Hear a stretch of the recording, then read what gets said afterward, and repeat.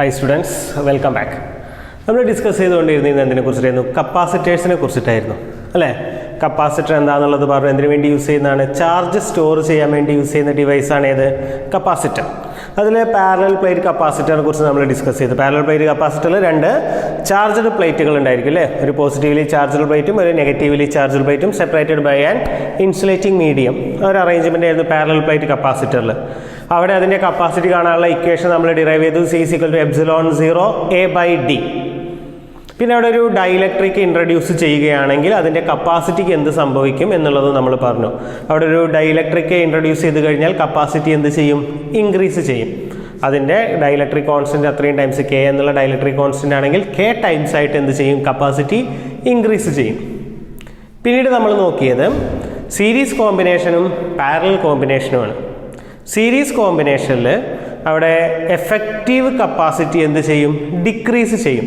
Capacitance series ആയിട്ട് combine ചെയ്യുകയാണെങ്കിൽ അവിടെ എഫക്റ്റീവ് കപ്പാസിറ്റി എന്ത് ചെയ്യാണ്? ഡിക്രീസ് ചെയ്യാണ്, കുറയാണ് ചെയ്യുന്നത്.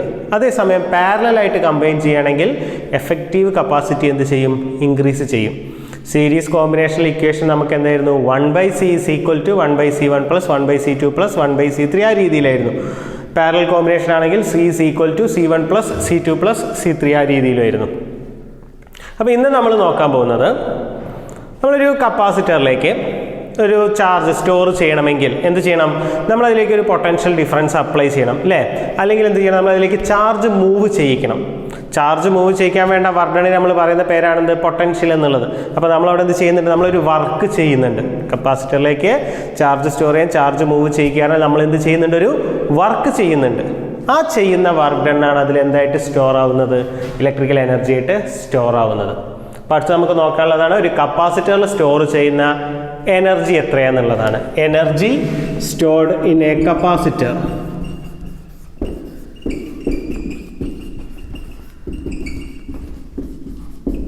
Energy stored in a capacitor. നമ്മൾ പറഞ്ഞു എന്താണ് അവിടെ സ്റ്റോർ ആവുന്നത്? The work done in moving the charge is stored in it as electrical energy. നമ്മൾ ആ ചാർജിനെ മൂവ് ചെയ്യാൻ വേണ്ടി ചെയ്യുന്ന വർക്ക് ഡൺ ആണ് കപ്പാസിറ്ററിൽ എന്തായിട്ട് സ്റ്റോർ ആവുന്നത്?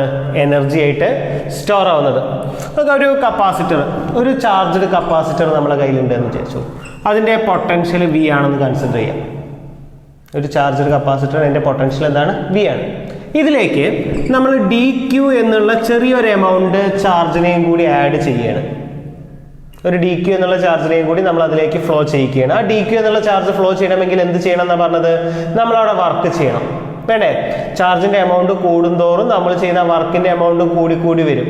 അപ്പോൾ വേരിയബിൾ ഫോഴ്സ് ആണ്. വേരിയബിൾ ഫോഴ്സ് ആണെങ്കിൽ ടോട്ടൽ വർക്ക് കാണാൻ നമ്മൾ ഇൻ്റഗ്രൽ ഫോമാണ് ചെയ്യുക. അപ്പോൾ അതിന് വേണ്ടിയിട്ട് നമ്മൾ ആദ്യം ചെറിയൊരു എമൗണ്ട് dq എന്നുള്ള ചെറിയൊരു എമൗണ്ട് ചാർജ് നമ്മൾ അതിലേക്ക് ഫ്ലോ ചെയ്യുകയാണെന്ന് കൺസിഡർ ചെയ്യാണ്. അങ്ങനെയാണെങ്കിൽ അതിന് വേണ്ട ചെറിയ work done dW = the small work done in moving A charge dq. dW = equation എന്ത് എഴുതാം? നമ്മൾ പഠിച്ചിട്ടുണ്ട് പൊട്ടൻഷ്യൽ എനർജിയുടെ കേസിൽ work done = charge into potential എന്നുള്ള ഒരു ഇക്വേഷൻ പഠിച്ചിട്ടുണ്ട് ഇല്ലേ? പൊട്ടൻഷ്യൽ എനർജി പഠിച്ച സമയത്ത് നമ്മൾ പഠിച്ചത് W = Q × V അല്ലെങ്കിൽ പൊട്ടൻഷ്യൽ ആ രീതിയിൽ എടുക്കാം. പൊട്ടൻഷ്യൽ എന്ന് പറഞ്ഞാൽ എന്താണ്? Work done per unit charge ആണ്. V = W/Q ആണ്. അത് ഉപയോഗിച്ചിട്ട് നമുക്ക് എഴുതാൻ W = Q × V. അപ്പോൾ ഇവിടെ എന്തുണ്ട്? അതിൻ്റെ പൊട്ടൻഷ്യൽ V ആണ്. നമ്മൾ മൂവ് ചെയ്യിക്കുന്ന ചാർജ് എത്രയാണ്? dq ആണ്. അപ്പോൾ dW = നമുക്ക് എന്ത് കിട്ടും? VdQ. അതായത് dq എന്നുള്ള ചെറിയൊരു എമൗണ്ട് ചാർജിനെ കപ്പാസിറ്ററിലേക്ക് സ്റ്റോർ ചെയ്യാൻ നമ്മൾ ചെയ്യുന്ന വർക്ക് ഡണ്ണിൻ്റെ വാല്യൂ ആണ് എന്ത്? dW = VdQ. അങ്ങനെയാണെങ്കിൽ the total work done in charging the capacitor, the total work done in charging the capacitor, W = integral dW small work done എന്ത് ചെയ്താൽ മതി? ഇൻ്റഗ്രേറ്റ് ചെയ്താൽ മതി. ഏതുവരെ? നമ്മളിപ്പോൾ ഇവിടെ ഫ്ലോ ചെയ്യിച്ചത് എന്താണ്? ചെറിയൊരു എമൗണ്ട് ചാർജ് ആണ് അല്ലേ? അപ്പോൾ നമ്മൾ കപ്പാസിറ്ററിന് ടോട്ടൽ ചാർജ് ചെയ്യുക എന്ന് പറഞ്ഞാൽ എന്താണ്? ഇനീഷ്യൽ ചാർജ് എന്തായിരിക്കും? 0 ആയിരിക്കും. ഫൈനൽ ചാർജ് ടോട്ടൽ ചാർജ് നമുക്ക് Q എന്ന് എടുക്കാം. അപ്പോൾ 0 to Q dW = integral 0 to Q V dQ. നമ്മൾ ഓൾറെഡി ഒരു ഇക്വേഷൻ പഠിച്ചിട്ടുണ്ട്. കപ്പാസിറ്റൻസ് പറഞ്ഞു തുടങ്ങിയ സമയത്ത് നമ്മൾ പഠിച്ചാണ് V ഈസ് ഈക്വൽ ടു എന്താണ് Q ബൈ സി അല്ലേ. V പ്രൊപ്പോർഷണൽ ടു Q, അവിടുത്തെ പ്രൊപ്പോർഷണാലിറ്റി കോൺസ്റ്റന്റ് ആയിരുന്നു C, കപ്പാസിറ്റൻസ്. ഈ ഒരു റിലേഷൻ നമ്മൾ ഇവിടെ യൂസ് ചെയ്യുകയാണെങ്കിൽ വർക്ക് ഡണിന്റെ ഇക്വേഷൻ എന്തായിട്ട് മാറും? W is equal to integral 0 to Q. വിക്ക് പകരം പൊട്ടൻഷ്യലിന് പകരം നമുക്ക് എന്ത് കൊടുക്കാം? Q ബൈ സി യൂസ് ചെയ്യാം. Q ബൈ സി യൂസ് ചെയ്യുകയാണെങ്കിൽ Q by C into DQ. ഇതിൽ 1 ബൈ സി എന്ന് പറയുന്നത്, സി എന്ന് പറയുന്നത് കോൺസ്റ്റന്റ് ആണ്. കോൺസ്റ്റന്റിനെ നമ്മൾ എന്ത് ചെയ്യാറില്ല? ഇന്റഗ്രേറ്റ് ചെയ്യാറില്ല. നമ്മൾ അതിനെ എന്ത് ചെയ്യും? ഇന്റഗ്രലിന്റെ പുറത്തേക്ക് എടുക്കും. Equal to 1 by C into അടുത്തപ്പോൾ ബാക്കി ചെയ്യാൻ എന്താ? Integral Q DQ. Integral Q DQ ചെയ്താൽ എന്താ വരിക? ഇങ്ങനെ ഒരു റിസൾട്ട് നിങ്ങൾ ഫസ്റ്റ് ഇയറിലൊക്കെ പഠിച്ചിട്ടുണ്ടാവും. Integral x raise to n dx is equal to x raise to n plus 1 divided by n plus 1. Integral x raise to n dx is equal to x raise to n plus 1 divided by n plus 1. അപ്പോൾ ഇവിടെ നോക്കി എന്താണുള്ളത്? Q DQ x dx ആ formula വരുന്നത്. എന്നിന്റെ value അപ്പോൾ എത്രയാണ്? 1 ആണ്. അപ്പോൾ Q റൈസ് ടു 1 DQ എന്നുള്ളതാണ്. അപ്പോൾ ഫോർമുല യൂസ് ചെയ്ത് എന്താ വരിക? Q rise to n plus 1. ഇവിടെ എത്രയാണ്? പവർ 1 ആണ്. അപ്പോൾ എന്താ? 1 plus 1 Q square divided by n plus 1 1 plus 1 2. ഏത് മുതൽ ഏത് വരെയാണ്? 0 ടു Q. ഇനി അടുത്ത സ്റ്റെപ്പ് എന്താ ചെയ്യാനുള്ളത്? ഫസ്റ്റ് ക്യൂവിന് എന്ത് ചെയ്യണം? അപ്പർ ലിമിറ്റ് കൊടുക്കണം. ഇന്റഗ്രേറ്റ് ചെയ്ത് കിട്ടിയ റിസൾട്ടിന് എന്ത് ചെയ്യണം? അപ്പർ ലിമിറ്റ് സബ്സ്റ്റിറ്റ്യൂട്ട് ചെയ്യണം. മൈനസ് ഇട്ടിട്ട് എന്ത് ചെയ്യണം? Lower limit. കാരണം നമ്മൾ ആ റേഞ്ചിന്റെ ഉള്ളിലാണ് ഇന്റഗ്രേറ്റ് ചെയ്യുന്നത് അല്ലേ? ഒരു റേഞ്ചിന്റെ ഉള്ളിലാണ് ഇന്റഗ്രേറ്റ് ചെയ്യുന്നത്. അപ്പോൾ upper limit minus lower limit ചെയ്താലാണ് നമുക്ക് എന്ത് കിട്ടുക? ആ റേഞ്ച് കിട്ടുക. അതിനുവേണ്ടി ഫസ്റ്റ് നമ്മൾ എന്ത് ചെയ്യണം? അപ്പർ ലിമിറ്റ് സബ്സ്റ്റിറ്റ്യൂട്ട് ചെയ്യണം, then lower limit. Upper limit substitute ചെയ്യുമ്പോൾ എന്താവും? ഇത് ക്യാപിറ്റൽ Q സ്ക്വയർ ആവും. ലോവർ ലിമിറ്റ് സബ്സ്റ്റിറ്റ്യൂട്ട് ചെയ്യുമ്പോൾ -0. അപ്പോൾ -0 ഇടേണ്ട ആവശ്യമില്ല. നമുക്ക് final answer work done is equal to എന്ത് കിട്ടും? Q square divided by 2C. ഇത്രയും വർക്ക് ഡൺ ആണ്. അതിൽ എന്തായിട്ട് സ്റ്റോർ ആവുന്നത് എന്നാ പറഞ്ഞത്? പൊട്ടൻഷ്യൽ എനർജി ആയിട്ട് സ്റ്റോർ ആവുന്നത്. അങ്ങനെയാണെങ്കിൽ പൊട്ടൻഷ്യൽ എനർജിയുടെ ഇക്വേഷൻ നമുക്ക് എന്ത് എഴുതാം? Therefore potential energy stored in a capacitor U is equal to Q square divided by 2C അല്ലെങ്കിൽ half Q square by C. ഏത് രീതിയിൽ വേണമെങ്കിലും പറയാം. Q square by 2C. ഒരു കപ്പാസിറ്റർ നമ്മൾ 0-ൽ നിന്ന് Q എന്നുള്ള ചാർജിലേക്ക് ചാർജ് ചെയ്യുകയാണെങ്കിൽ, Q എന്നുള്ള ഒരു എമൗണ്ട് ഓഫ് ചാർജ് അതിലേക്ക് ചാർജ് ചെയ്യുകയാണെങ്കിൽ അവിടുത്തെ പൊട്ടൻഷ്യൽ എനർജി, അതിൽ സ്റ്റോർ ചെയ്യുന്ന എനർജിയുടെ ഇക്വേഷൻ ആണ് എന്ത്? U is equal to Q square by 2C. Okay. അപ്പോൾ നമ്മൾ ചെയ്ത എന്തായിരുന്നു? നമ്മൾ പറഞ്ഞതാണ് ചാർജിനെ മൂവ് ചെയ്യിക്കാൻ നമ്മൾ ചെയ്യുന്ന വർക്ക് ഡൺ ആണ് എന്തായിട്ട് സ്റ്റോർ ആവുന്നത്? അതിൽ എനർജി ആയിട്ട് സ്റ്റോർ ആവുന്നത്. അതിനുവേണ്ടി നമ്മൾ ചെറിയൊരു എമൗണ്ട് ചാർജ് DQ എന്നുള്ള ചെറിയൊരു എമൗണ്ട് ചാർജ് നമ്മൾ ഫസ്റ്റ് മൂവ് ചെയ്തു.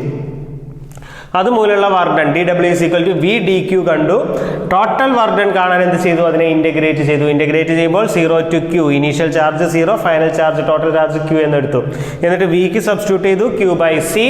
Q DQനെ ഏത് യൂസ് ചെയ്ത് ഇന്റഗ്രേറ്റ് ചെയ്തു? Integral x raise to n dx എന്നുള്ള റിസൾട്ട് യൂസ് ചെയ്ത് ഇന്റഗ്രേറ്റ് ചെയ്തു. Q square by 2. Limit substitute ചെയ്തു. U is equal to Q square by 2C. അതാണ് നമ്മളൊരു റിസൾട്ട്. ഓക്കെ. അത് ക്ലിയർ ആയിട്ടുണ്ടാവുമെന്ന് വിചാരിക്കുന്നു. നമുക്ക് ഇത് ഉപയോഗിച്ചിട്ട് ഇതിൻ്റെ തന്നെ ഈ ഡെറിവേഷൻ ചോദിച്ച് കണ്ടിട്ടുണ്ട്. ഇത് ഉപയോഗിച്ചുള്ള പ്രോബ്ലംസും വരാറുണ്ട്. അപ്പോൾ അത് ശരിക്കും പഠിച്ച് വെക്കുക. അടുത്ത് നമുക്ക് നോക്കാനുള്ളത്, ഇപ്പോൾ നമുക്ക് കിട്ടിയ ഇക്വേഷൻ എന്താ? U is equal to Q square by 2C. But Q is equal to C into V അല്ലേ? Q is equal to C into V എന്നൊരു ഇക്വേഷൻ നമുക്കുണ്ട്. ഇത് ഇവിടെ കൊടുക്കുകയാണെങ്കിൽ U is equal to എന്ത് വരും? C square V square divided by 2C. C cancels. ബാക്കി എന്താ ഉള്ളത്? U is equal to half CV square. ഇപ്പോൾ എനർജി സ്റ്റോർഡിന് അടുത്തൊരു ഇക്വേഷനാണ് എന്ത്? U is equal to half CV square. അപ്പോൾ ചാർജും കപ്പാസിറ്റൻസുമാണ് തന്നിട്ടുള്ളതെങ്കിൽ എനർജി കാൽക്കുലേറ്റ് ചെയ്യാനുള്ള ഇക്വേഷനാണ് Q സ്ക്വയർ ബൈ 2C. ഇനി ചാർജും പൊട്ടൻഷ്യലുമാണ് തന്നിട്ടുള്ളതെങ്കിൽ അവിടെ കപ്പാസിറ്റൻസ് കാണാനുള്ള ഇക്വേഷനാണ് എന്ത്? Half CV square. കഴിഞ്ഞിട്ടില്ല. നമുക്കിവിടെ വേണമെങ്കിൽ ഒരു സബ്സ്റ്റിറ്റ്യൂഷനും കൂടി ചെയ്യാം. നമുക്ക് V is equal to Q by C ആണ്. അല്ലെങ്കിൽ C is equal to നമുക്ക് എന്ത് എഴുതാം? C is equal to Q by V അല്ലേ? V is equal to Q by C ആണ്. അപ്പോൾ C is equal to എന്താണ്? Q by V. നമ്മൾ പഠിച്ചതാണ് ratio of charge to potential. അതിനെയാണ് നമ്മൾ എന്ത് പറഞ്ഞത്? കപ്പാസിറ്റൻസ് എന്ന് പറഞ്ഞത്. ഈ വാല്യൂ ഇവിടെ സബ്സ്റ്റിറ്റ്യൂട്ട് ചെയ്യുകയാണെങ്കിൽ എന്താ വരിക? U is equal to half into സിക്ക് പകരം നമ്മൾ എന്ത് കൊടുത്തു? ക്യൂ ബൈ വി കൊടുത്തു അല്ലേ? ഇൻറ്റു എന്ത് കൂടി ഉണ്ട്? V square. ഒരു വി എന്ത് ചെയ്തു? ക്യാൻസൽ ചെയ്ത് പോയി. അപ്പോൾ അടുത്ത ഇക്വേഷനാണ് എന്ത്? U is equal to half Q V. അപ്പോൾ എനർജി സ്റ്റോർഡിന് നമുക്ക് എന്തായി? 3 ഇക്വേഷൻസ് കിട്ടി. ഏതൊക്കെയായിരുന്നു? ഒന്ന്, U is equal to Q square by 2c. 3 ഇക്വേഷനും ഓർത്ത് വെക്കുക. നമ്മുടെ സാഹചര്യത്തിനനുസരിച്ച് നമുക്ക് യൂസ് ചെയ്യാൻ പറ്റും. Second equation U is equal to half C V square and third equation is U is equal to half Q V. ഇതാണ് നമുക്ക് പഠിക്കാനുള്ള 3 ഇക്വേഷൻസ് എനർജി സ്റ്റോർഡിൻ്റെ കപ്പാസിറ്റർ. അപ്പോൾ നിങ്ങളോടൊരു ഡെറിവേഷൻ ചോദിക്കുകയാണ് എനർജി സ്റ്റോർഡിൻ്റെ capacitor, then you can stop here. ഈ ബാക്കി 2 ഇക്വേഷനിലേക്ക് പോകേണ്ട ആവശ്യമില്ല. ഫസ്റ്റ് ഇക്വേഷൻ നിങ്ങൾക്ക് ഫോം ചെയ്ത് നിർത്താവുന്നതാണ്. ഓക്കെ, അപ്പോൾ ഇങ്ങനെ നമ്മൾ കപ്പാസിറ്ററിൽ സ്റ്റോർ ചെയ്യുമ്പോൾ ചാർജ് സ്റ്റോർ ചെയ്യുന്ന കേസ് പറഞ്ഞു, അല്ലെങ്കിൽ എനർജി സ്റ്റോർ ചെയ്യുന്ന കേസ് പറഞ്ഞു. ഇങ്ങനെ യൂണിറ്റ് വോളിയത്തിൽ സ്റ്റോർ ചെയ്യുന്ന എനർജിക്ക് നമ്മൾ പറയുന്ന പേരാണ് എനർജി ഡെൻസിറ്റി. എന്താണ്? Energy density. Energy stored per unit volume. അപ്പോൾ അടുത്ത് നമുക്ക് നോക്കാനുള്ളതാണ് കപ്പാസിറ്ററിൻ്റെ എനർജി ഡെൻസിറ്റി എങ്ങനെ കാൽക്കുലേറ്റ് ചെയ്യാം. എന്താണ് എനർജി ഡെൻസിറ്റി എന്ന് പറഞ്ഞാൽ? It is the energy stored per unit volume. Energy density പറയുന്നതിന് മുൻപ് ഒരു കാര്യം കൂടി നമുക്കൊന്ന് നോക്കാം. ഇവിടെ നമ്മൾ കപ്പാസിറ്ററിൽ സ്റ്റോർ ചെയ്യുന്ന എനർജി പറഞ്ഞു അല്ലേ? അങ്ങനെയാണെങ്കിൽ കപ്പാസിറ്ററിൻ്റെ കേസിൽ നമ്മൾ പഠിച്ചിട്ട് കപ്പാസിറ്റർ എന്ത് ചെയ്യാൻ പറ്റും? സീരീസ് ആയിട്ടും പാരലൽ ആയിട്ടൊക്കെ കമ്പൈൻ ചെയ്യാൻ പറ്റും. സീരീസ് ആയിട്ട് കമ്പൈൻ ചെയ്യുമ്പോൾ നമ്മൾ റിസൾട്ട് എന്താ?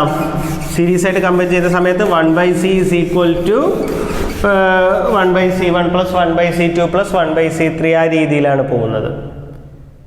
ഇനി പാരലലായിട്ട് ഫോം ചെയ്യുന്ന സമയത്ത് എന്തായിരുന്നു? പാരലായിട്ട് ഫോം ചെയ്യുന്ന സമയത്ത് അവിടെ വരുന്ന result c is equal to c1 plus c2 plus c3 ആണ്. അങ്ങനെയാണെങ്കിൽ സീരീസ് ആയിട്ടും പാരലായിട്ടും കമ്പൈൻ ചെയ്യുന്ന സമയത്ത് അവിടുത്തെ എനർജി സ്റ്റോർഡ് എങ്ങനെയായിരിക്കും? അത് കൂടി നോക്കിയിട്ട് നമുക്ക് എനർജി ഡെൻസിറ്റിക്ക് പോകാം. സീരീസ് കോമ്പിനേഷൻ ആണെങ്കിൽ നമ്മൾ പഠിച്ചു എന്താണ്? c is equal to c1 plus c2 plus c3 plus etcetera. ഈ രീതിയിലാണ് പോകുന്നത് അല്ലേ? അപ്പോൾ നമുക്ക് എനർജി സ്റ്റോർഡിന് ഈ ഇക്വേഷൻ യൂസ് ചെയ്യാം. U is equal to half C V square. ഇതിൽ നമുക്ക് ഹാഫ് വി സ്ക്വയർ അവിടെ ഉണ്ട്. എഫക്റ്റീവ് കപ്പാസിറ്റൻസ് സിക്ക് പകരം എന്ത് കൊടുത്താൽ മതി? c1 plus c2 plus c3 plus etcetera plus cn substitute ചെയ്താൽ മതി. അപ്പോൾ കപ്പാസിറ്റർ, സോറി ഇത് സീരീസ് കോമ്പിനേഷൻ അല്ല, sorry parallel combination. Sorry, capacitance increase ചെയ്യുന്നത് പാരലൽ കോമ്പിനേഷൻ. അപ്പോൾ പാരലൽ കോമ്പിനേഷനിൽ c is equal to c1 plus c2 plus c3 ആണ്. അപ്പോൾ നമുക്ക് എന്ത് ചെയ്യാം? u is equal to half cv square എന്നുള്ള ഇക്വേഷൻ ഉണ്ട്. അപ്പോൾ അതിൽ സബ്സ്റ്റിറ്റ്യൂട്ട് ചെയ്യുകയാണെങ്കിൽ പാരലൽ കോമ്പിനേഷനിൽ എനർജി സ്റ്റോർഡിൻ്റെ ഇക്വേഷൻ നമുക്ക് എന്ത് എഴുതാം? u is equal to half V square into c1 plus c2 plus c3 ആ ഫോമിലേക്ക് നമുക്ക് എഴുതാം. അതേപോലെ സീരീസ് കോമ്പിനേഷൻ ആണെങ്കിലോ? സീരീസ് കോമ്പിനേഷനിൽ നമുക്ക് റിസൾട്ട് എന്തായിരുന്നു? സീരീസ് കോമ്പിനേഷനിൽ 1/c is equal to 1/c1 plus 1/c2 plus 1/c3 plus etc plus 1/cn. ഈ വാല്യൂ നമുക്ക് ഈ ഇക്വേഷനിൽ കൊടുത്തിട്ട് ഇവിടെ 1/c ഉണ്ട്. അങ്ങനെയാണെങ്കിൽ സീരീസ് കോമ്പിനേഷൻ്റെ കേസിൽ energy stored u is equal to q square by 2 into 1/c1 plus 1/c2 plus etc plus 1/cn ഈ ഇക്വേഷനും യൂസ് ചെയ്യാം. ഇപ്പോൾ കോമ്പിനേഷൻ ഓഫ് കപ്പാസിറ്റർ തന്നിട്ടുണ്ടെങ്കിൽ നമ്മൾ ഈ ഫോം ചെയ്ത ഇക്വേഷൻ തന്നെ നമുക്ക് എന്ത് ചെയ്യാൻ പറ്റും? അവിടെ യൂസ് ചെയ്യാൻ പറ്റും. എന്തിനു വേണ്ടി? എന്ത് കാൽക്കുലേറ്റ് ചെയ്യാൻ വേണ്ടിയിട്ട്? എനർജി സ്റ്റോർഡ് കാൽക്കുലേറ്റ് ചെയ്യാൻ വേണ്ടിയിട്ട്. ഇങ്ങനെയാണെങ്കിൽ നമുക്ക് എനർജി ഡെൻസിറ്റിയിലേക്ക് പോയി നോക്കാം.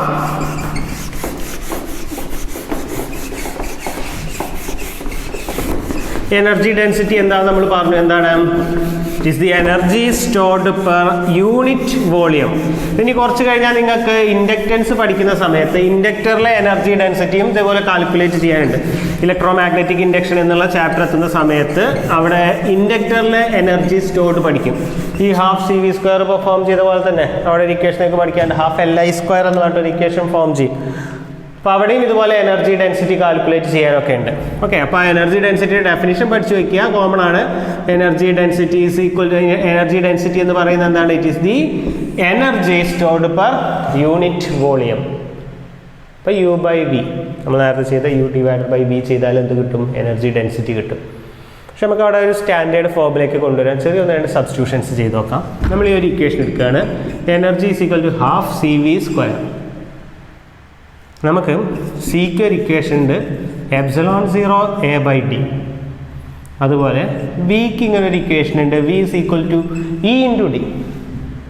Relation between potential and electric field four A constant four A uniform electric field V is equal to E into D. Uniform field ആണെങ്കിൽ V is equal to നമുക്ക് എന്ത് എഴുതാം, E into D എഴുതാം.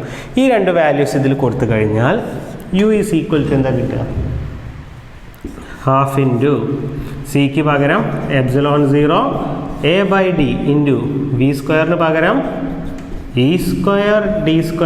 ഒരു D cancel ആയിപ്പോയി, ബാക്കി എന്താ ഉള്ളത്, half into ε0 A into E²D. ഇതാണ് എനർജിയുടെ വേറൊരു ഇക്വേഷൻ. നമുക്ക് കപ്പാസിറ്ററിൻ്റെ ഡയമെൻഷൻസും ഇലക്ട്രിക് ഫീൽഡും തന്നിട്ടുള്ളതെങ്കിൽ അവിടെ എനർജി കാൽക്കുലേറ്റ് ചെയ്യാനുള്ള ഇക്വേഷനാണ്. എ എന്ന് പറയുന്നത് കപ്പാസിറ്ററിൻ്റെ പ്ലേറ്റിൻ്റെ ഏരിയയാണ്, ഡി എന്ന് പറയുന്നത് സെപ്പറേഷൻ ബിറ്റ്വീൻ ദി പ്ലേറ്റ്സ് ആണ്, ഇ എന്ന് പറയുന്നത് പ്ലേറ്റ്സിനിടയ്ക്കുള്ള ഇലക്ട്രിക് ഫീൽഡാണ്. അത് യൂസ് ചെയ്തിട്ട് നമുക്ക് എന്ത് കാൽക്കുലേറ്റ് ചെയ്യാം, അപ്പോൾ എനർജി കാൽക്കുലേറ്റ് ചെയ്യാം. ഇനി നമുക്ക് എനർജി ഡെൻസിറ്റി നമ്മൾ U ബാർ എന്ന് ഡിനോട്ട് ചെയ്യാം. Energy density is equal to energy per unit volume is equal to എനർജിയുടെ ഇക്വേഷൻ നമുക്ക് എന്താ കിട്ടിയുള്ളത്, half ε0 A into D into E². E²D എന്ന് അവിടെ എഴുതിയിട്ടുള്ളത് ഒന്ന് നേരെ തിരിച്ചെഴുതിയെന്നുള്ളൂ, AD into E² divided by volume.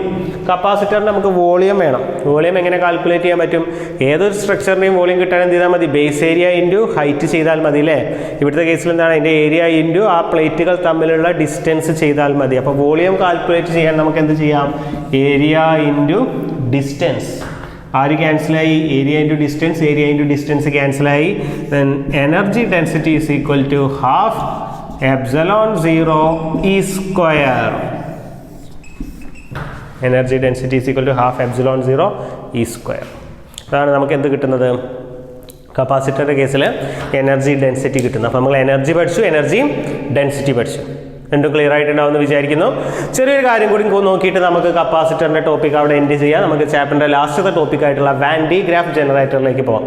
അപ്പോൾ ചെറിയൊരു കൺസെപ്റ്റ് കൂടി നമുക്ക് ഈ കപ്പാസിറ്ററിൻ്റെ കേസിൽ നോക്കി വെക്കാം. Sharing of charges. അതായത് കപ്പാസിറ്റർ നമ്മൾ പാരലായിട്ട് കണക്ട് ചെയ്യുന്ന സമയത്ത് നമുക്കറിയാം അവിടെ എന്ത് സംഭവിക്കും, പാരലൽ കോമ്പിനേഷനിൽ ടോട്ടൽ കപ്പാസിറ്റൻസ് ഇൻക്രീസ് ചെയ്യും, അതേസമയം പൊട്ടൻഷ്യൽ നമുക്ക് കോൺസ്റ്റൻ്റ് ആയിരിക്കും അല്ലേ. പാരലൽ കോമ്പിനേഷനിൽ കോമൺ പൊട്ടൻഷ്യലാണ് വരിക.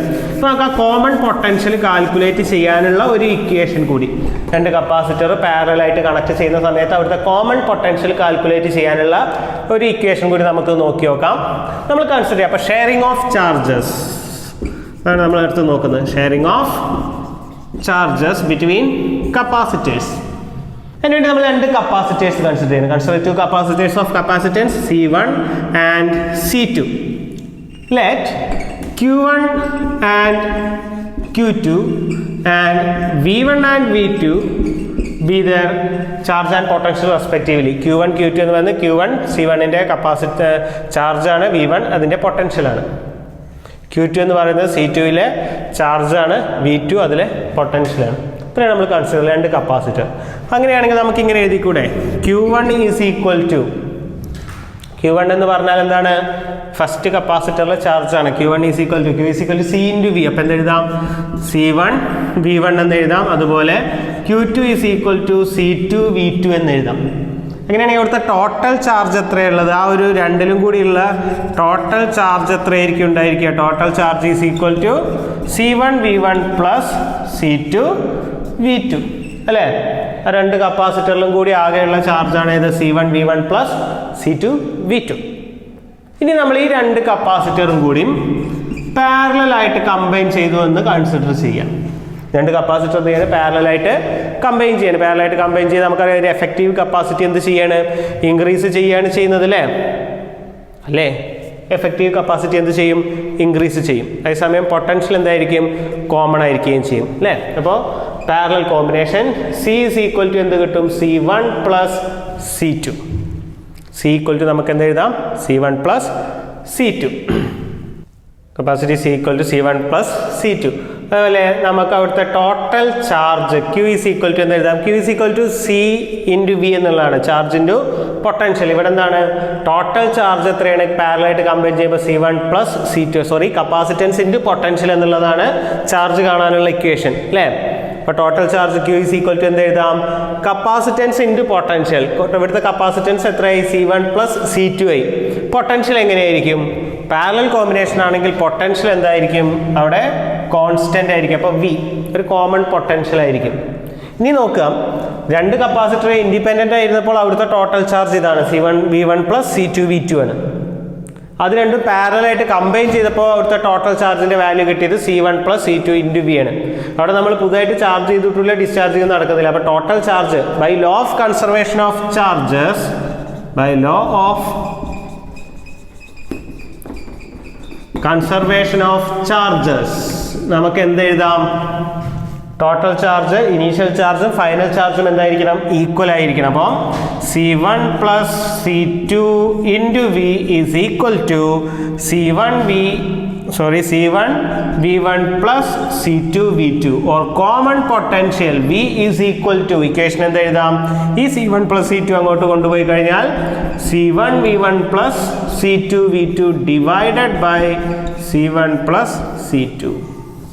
രണ്ട് കപ്പാസിറ്ററുകൾ പാരലായിട്ട് കമ്പൈൻ ചെയ്ത് കഴിഞ്ഞാൽ അവ തമ്മിലുള്ള കോമൺ പൊട്ടൻഷ്യൽ കാണാനുള്ള ഇക്വേഷൻ. നമ്മൾ ചെയ്തത് ഇത്രയേ ഉള്ളൂ, രണ്ട് കപ്പാസിറ്റർ കൺസിഡർ ചെയ്തു, രണ്ടിലെയും ചാർജിൻ്റെ ഇക്വേഷൻ എഴുതി, ടോട്ടൽ ചാർജ് കണ്ടു.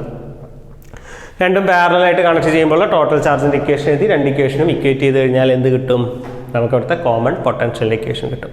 ഓക്കെ, അപ്പോൾ ഇത്രയും കാര്യങ്ങളാണ് നമുക്ക് കപ്പാസിറ്റേഴ്സിൻ്റെ കേസിൽ പഠിക്കാനുള്ളത്.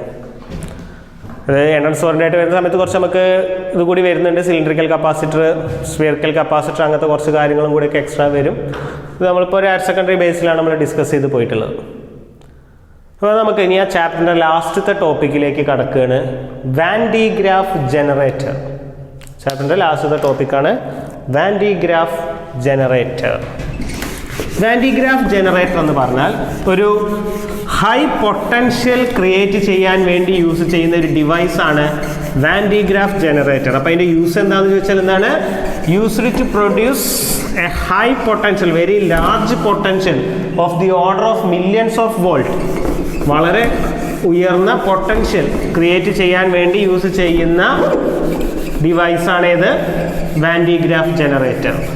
നമുക്ക് അതിൻ്റെ സ്ട്രക്ചർ എന്താണ്, വർക്കിംഗ് എന്താണ് എന്നുള്ള കാര്യങ്ങൾ ഓരോന്നായിട്ട് നോക്കാം.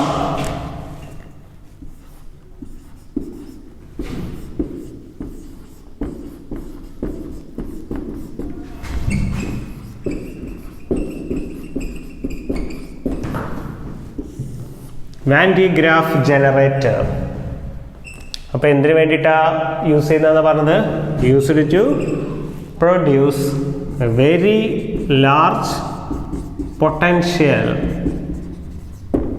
വളരെ high potential, very high potential create ചെയ്യാൻ വേണ്ടിയിട്ടാണ് എന്ത് യൂസ് ചെയ്യുന്നത്, വെരി ഹൈ പൊട്ടൻഷ്യൽ ക്രിയേറ്റ് ചെയ്യാൻ വേണ്ടിയിട്ടാണ് ഏത് യൂസ് ചെയ്യുന്നത്, Van de Graaff generator use ചെയ്യുന്നത്. ഈ ഹൈ പൊട്ടൻഷ്യൽ യൂസ് ചെയ്യുന്നത് മെയിനായിട്ട് പാർട്ടിക്കിൾ ആക്സിലറേറ്ററുകളും ഇതൊക്കെ വർക്ക് ചെയ്യാനൊക്കെ വേണ്ട ഹൈ പൊട്ടൻഷ്യൽ ഇതൊക്കെ ക്രിയേറ്റ് ചെയ്യാനാണ് യൂസ് ചെയ്യുന്നത്. This high potential is used to accelerate particles, charged particles.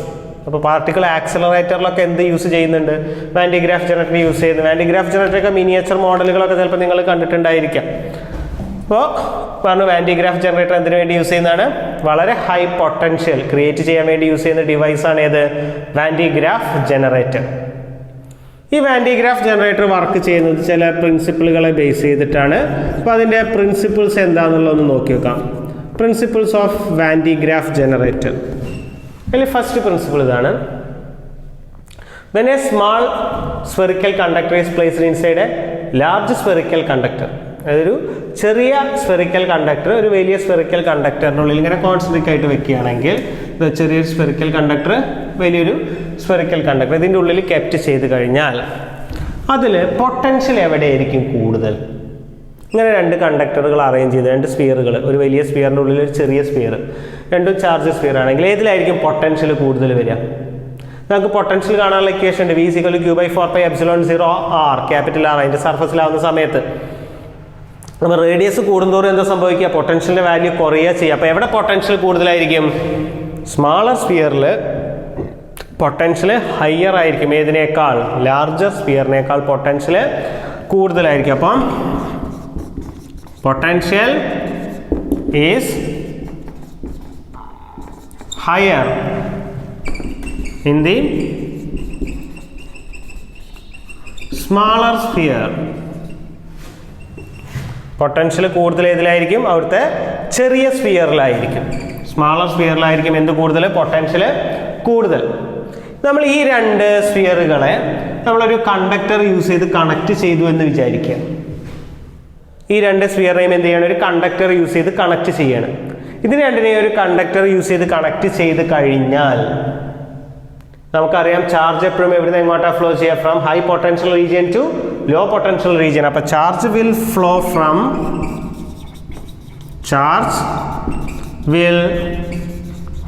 Flow from എവിടുന്ന് എങ്ങോട്ടാണ്?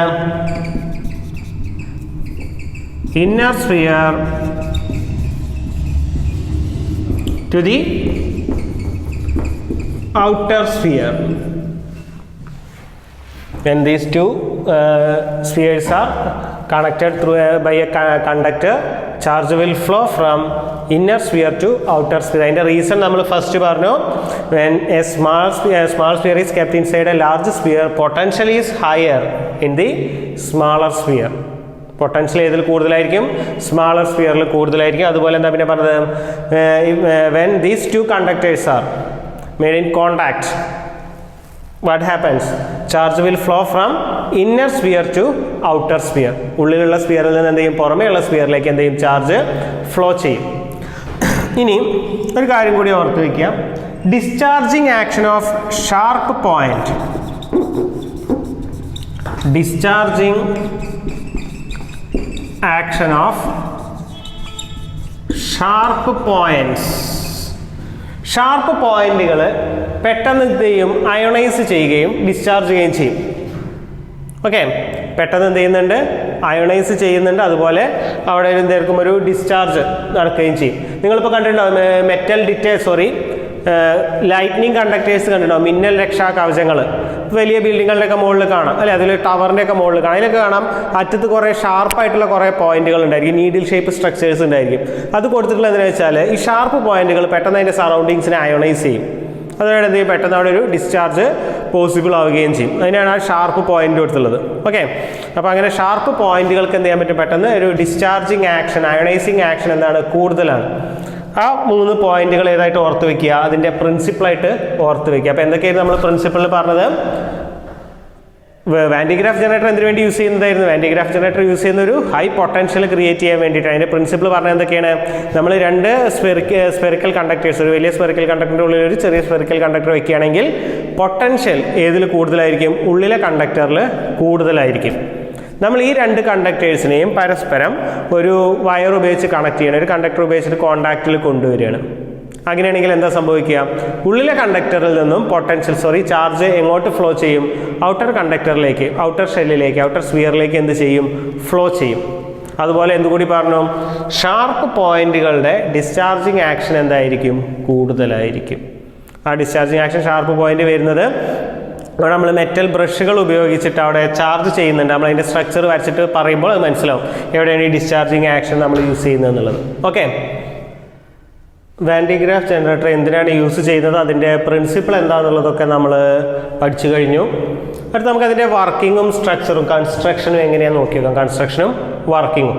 ഇതിൻ്റെ കൺസ്ട്രക്ഷൻ എന്ന് പറഞ്ഞാൽ നോക്കാം, ഒരു ലാർജ് സ്ഫെറിക്കൽ ഷെൽ ഉണ്ടായിരിക്കും, മെറ്റാലിക് ഷെല്ല്. ആ മെറ്റാലിക് ഷെൽ നമുക്ക് വേണമെങ്കിൽ എം എന്ന് കൊടുക്കുക. ഈ എം എന്നുള്ളതാണ് എന്താ അവിടുത്തെ വലിയ മെറ്റാലിക് ഷെല്ല്. ഈ മെറ്റാലിക് ഷെല്ല് വലിയൊരു ഇൻസുലേറ്റിംഗ് കോളത്തിൽ സപ്പോർട്ട് ചെയ്ത് നിർത്തിയിരിക്കുകയാണ്. ഒരു ഇൻസുലേറ്റിംഗ് സ്റ്റാൻഡ്, ഒരു ഇൻസുലേറ്റിംഗ് കോളത്തിൽ സപ്പോർട്ട് ചെയ്തിട്ട് വലിയൊരു മെറ്റാലിക് ഷെല്ലുണ്ട്. ഇനി അതിൻ്റെ ഉള്ളിലുള്ള അറേഞ്ച്മെൻറ്റ് നോക്കുക. 2 പുള്ളീസ് പറഞ്ഞാൽ നമ്മൾ ഈ വള്ളം കുരക്ക് ചക്രങ്ങളില്ലേ, അങ്ങനത്തെ ചക്രങ്ങൾ, 2 ചക്രങ്ങളുടെ ഒരു അറേഞ്ച്മെൻറ്റ് ഉണ്ട്, പുള്ളീസ് ഉണ്ട്. ആ പുള്ളീസിലൂടെ ഒരു ഇൻസുലേറ്റിംഗ് ബെൽറ്റ് കണക്ട് ചെയ്തിട്ടുണ്ട്. ഒരു എൻഡ്ലെസ് ഇൻസുലേറ്റിംഗ് ബെൽറ്റ്. എൻഡ്ലെസ് എന്ന് പറഞ്ഞാൽ ഇങ്ങനെ കണ്ടിന്യൂസ് ആയിട്ട് പോയിക്കൊണ്ടിരിക്കുന്ന ഒരു ബെൽറ്റ്. ഒരു എൻഡ്ലെസ് ഇൻസുലേറ്റിംഗ് ബെൽറ്റ് എന്ത് ചെയ്തിട്ടുണ്ട്? ഈ 2 പുള്ളിയിലൂടെ കണക്ട് ചെയ്തിട്ടുണ്ട്. പിന്നെ അവിടെ ഉള്ളത് രണ്ട് ബ്രഷുകളാണ്. ഒരു ബ്രഷ് താഴെ എൻഡിലും ഒരു ബ്രഷ് മുകളിലത്തെ എൻഡിലും ഉണ്ട്. ഇതിന് വേണമെങ്കിൽ അയണൈസിങ് കോംബ് എന്നും ഇതിനെ കളക്ടർ കോംബ് എന്നും ഒക്കെ പറയാം. ഈ താഴെയുള്ള ബെൽറ്റ് നോക്കുക, ഒരു ഹൈ ടെൻഷൻ ബാറ്ററിയുടെ പോസിറ്റീവ് ടെർമിനലുമായിട്ട് കണക്ട് ചെയ്തിട്ടുണ്ട്. ഒരു ഹൈ ടെൻഷൻ ബാറ്ററിയുടെ പോസിറ്റീവ് ടെർമിനലായിട്ട് എന്ത് ചെയ്തിട്ടുണ്ട്, കണക്ട് ചെയ്യപ്പെട്ടിട്ടുണ്ട്. ഏത്? ഈ ബ്രഷ്. അപ്പോൾ ഇതിൽ നിന്ന് എന്ത് ചെയ്യും, ഈ ബ്രഷിലേക്ക് ചാർജ് എത്തും. ആ ചാർജ് ഈ ബ്രഷിൽ നിന്നും ഈ ബെൽറ്റിലേക്ക് സ്പ്രേ ചെയ്യപ്പെടും. അല്ലെങ്കിൽ അവിടെ നടക്കുന്ന ഒരു പ്രോസസ്സൊക്കെ ഉണ്ട്, കൊറോണ ഡിസ്ചാർജ് വഴി. ഇതിൻ്റെ ഇടയ്ക്കുള്ള എയർ, ഈ ഗ്യാപ്പിനുള്ളിലുള്ള എയർ ഈ ഷാർപ്പ് പോയിന്റ് മൂലം അയണൈസ് ചെയ്യപ്പെടുകയും അവിടെ നിന്ന് ആ ചാർജ് എവിടെ ഡെപ്പോസിറ്റ് ചെയ്യപ്പെടുകയും ചെയ്യും, ആ ബെൽറ്റിൽ ഡെപ്പോസിറ്റ് ചെയ്യപ്പെടുകയും ചെയ്യും. കൊറോണ ഡിസ്ചാർജ് എന്ന് പറയും. അല്ലെങ്കിൽ ഇത്ര ഓർത്ത് വയ്ക്കുക, ഈ belt, through this belt charges are deposited on the insulating belt. ഈ ബ്രഷിലൂടെ എന്ത് ചെയ്യുന്നുണ്ട്, ചാർജ് എവിടെ ഡെപ്പോസിറ്റ് ചെയ്യപ്പെടും, ഈ ഇൻസുലേറ്റിംഗ് ബെൽറ്റിൽ ഡെപ്പോസിറ്റ് ചെയ്യപ്പെടും. അതുപോലെ മുകളിലത്തെ എൻഡിലും ഒരു ബ്രഷ് ഉണ്ട്. ആ ബ്രഷ് കളക്ടർ കോമ്പാണ്, കളക്ടർ ബ്രഷാണ്. ഈ ബ്രഷ് എന്തായിരിക്കും ചെയ്യുക, ഈ ഇൻസുലേറ്റിംഗ് ബെൽറ്റിലുള്ള ചാർജിന് എന്ത് ചെയ്യും, ഇത് കളക്ട് ചെയ്യും. ഇതൊരു കണ്ടക്ടർ ആയിട്ട് നോക്കുക, ഈ പുറമത്തെ ഷെല്ലുമായിട്ട് കണക്ട് ചെയ്തിട്ടുണ്ട്. അപ്പോൾ എന്താ സംഭവിക്കുക, ഇത് കളക്ട് ചെയ്യുന്ന ചാർജ് എങ്ങോട്ട് ഫ്ലോ ചെയ്യും, ഈ ഔട്ടർ ഷെല്ലിലേക്ക് ഫ്ലോ ചെയ്യും. ഇനി അതിൻ്റെ വർക്കിംഗ് നോക്കുക, എത്ര നമ്മൾ ആ പറഞ്ഞതിൽ തന്നെ ഉണ്ട് അതിൻ്റെ വർക്കിംഗ്. ഇതിൽ ഇനി സംഭവിക്കുന്നത് ഇതാണ്, ഈ ബാറ്ററിയുടെ പോസിറ്റീവ് ടെർമിനൽ നമ്മൾ എന്തായിട്ട് കണക്ട് ചെയ്തിട്ടുണ്ട്, ഇവിടുത്തെ അയണൈസിങ് കോംബ് അല്ലെങ്കിൽ ഇവിടുത്തെ ലോവർ ബ്രഷായിട്ട് എന്ത് ചെയ്തിട്ടുണ്ട്, കണക്ട് ചെയ്തിട്ടുണ്ട്. ഈ ബ്രഷിലൂടെ ചാർജ് എങ്ങോട്ട് സ്പ്രേ ചെയ്യപ്പെടും, ഈ ഇൻസുലേറ്റിംഗ് ബെൽറ്റിലേക്ക് സ്പ്രേ ചെയ്യപ്പെടും. ഇതിനിടയ്ക്കുള്ള എയർ അയണൈസ് ചെയ്തിട്ട് ബെൽറ്റിലേക്ക് ഡെപ്പോസിറ്റ് ചെയ്യപ്പെടും ചാർജ്. ഈ ഡെപ്പോസിറ്റ് ചെയ്യപ്പെട്ട ചാർജ് ഈ പുള്ളീസ് മൂവ് ചെയ്യുന്ന സമയത്ത് ഒരു മോട്ടറിൻ്റെ സഹായത്തോടു കൂടി നമ്മൾ ഈ പുള്ളീസ് റൊട്ടേറ്റ് ചെയ്യും. ഈ പുള്ളി റൊട്ടേറ്റ് ചെയ്യുമ്പോൾ എന്താ സംഭവിക്കുക, ഈ ബെൽറ്റ് ഇതിലൂടെ ഇങ്ങനെ മൂവ് ചെയ്തുകൊണ്ടേയിരിക്കും അല്ലേ. അപ്പോൾ ഇവിടെ ചാർജ് ഡെപ്പോസിറ്റ് ചെയ്ത് കഴിഞ്ഞാൽ ആ ചാർജ് എന്ത് ചെയ്യും, ബെൽറ്റ് മൂവ് ചെയ്യുന്നതിനനുസരിച്ച് മൂവ് ചെയ്തിട്ട് എവിടേക്ക് എത്തും, മുകളിലേക്ക് എത്തും.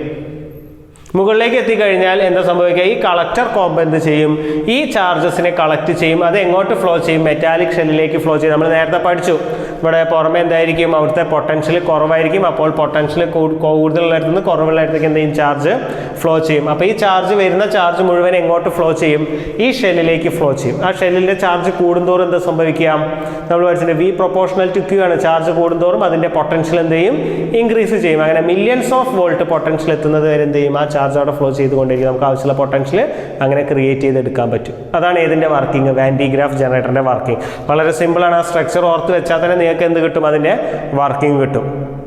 എന്തായിരുന്നു അവിടെ സംഭവിച്ചത്, ഈ ബ്രഷ് വഴി, താഴെയുള്ള ബ്രഷ് വഴി ചാർജ് എവിടേക്ക് സ്പ്രേ ചെയ്യപ്പെടും, ബെൽറ്റിലേക്ക് സ്പ്രേ ചെയ്യപ്പെടും. ബെൽറ്റ് മൂവ് ചെയ്യുമ്പോൾ ചാർജ് എവിടെത്തും, മുകളിലെത്തും. മുകളിൽ നിന്ന് കളക്ടർ കോംബ് വഴി ചാർജ് എവിടേക്ക് പോവും, അവിടുത്തെ മെറ്റാലിക് ഷെല്ലിലേക്ക് പോവും. അത്രയുമാണ് എന്തിൻ്റെ വർക്കിംഗ്, വാൻ ഡി ഗ്രാഫ് ജനറേറ്ററിൻ്റെ വർക്കിംഗ്. അപ്പോൾ വാൻ ഡി ഗ്രാഫ് ജനറേറ്റർ എന്തിനു വേണ്ടി യൂസ് ചെയ്യുന്നതായിരുന്നു, Van de Graaff generator use ചെയ്യുന്നത് ഒരു ഹൈ പൊട്ടൻഷ്യൽ ക്രിയേറ്റ് ചെയ്യാൻ വേണ്ടിയിട്ടാണ്. ആ ഹൈ പൊട്ടൻഷ്യൽ ക്രിയേറ്റ് ചെയ്യാൻ അവിടെ യൂസ് ചെയ്ത 3 പ്രിൻസിപ്പിളുകളും പറഞ്ഞു. എന്താണ്, 2 മെറ്റാലിക് ഷെല്ലുകൾ എടുത്തു കഴിഞ്ഞാൽ ഉള്ളിലെ ഷെല്ലിന് പുറമത്തെ ഷെല്ലിനേക്കാൾ പൊട്ടൻഷ്യൽ കൂടുതലായിരിക്കും. ഇവ പരസ്പരം കണക്ട് ചെയ്താൽ ചാർജ് എവിടെ നിന്ന് എങ്ങോട്ട് ഫ്ലോ ചെയ്യും, ഉള്ളത്തെ ഷെല്ലിൽ നിന്ന് പുറമത്തെ ഷെല്ലിലേക്ക് ഫ്ലോ ചെയ്യും. Discharging action of sharp points, അത് ഇവിടെ വരുന്നത്. നമ്മുടെ ഡിസ്ചാർജിങ് ആണെങ്കിൽ പെട്ടെന്ന് എന്ത് ചെയ്യുന്നുണ്ട്, ചാർജിനെ ഡെപ്പോസിറ്റ് ചെയ്യാൻ പറ്റുന്നുണ്ട് ബ്രഷുകൾ യൂസ് ചെയ്യുന്നത് വഴി. ഓക്കെ, അതിൻ്റെ വർക്കിംഗ് നമ്മൾ ഡിസ്കസ് ചെയ്തു. അപ്പോൾ ഇത്രയുമാണ് നമ്മളെ ഇലക്ട്രോസ്റ്റാറ്റിക് പൊട്ടൻഷ്യൽ ആൻഡ് കപ്പാസിറ്റൻസ് എന്നുള്ള ചാപ്റ്ററിലുള്ളത്.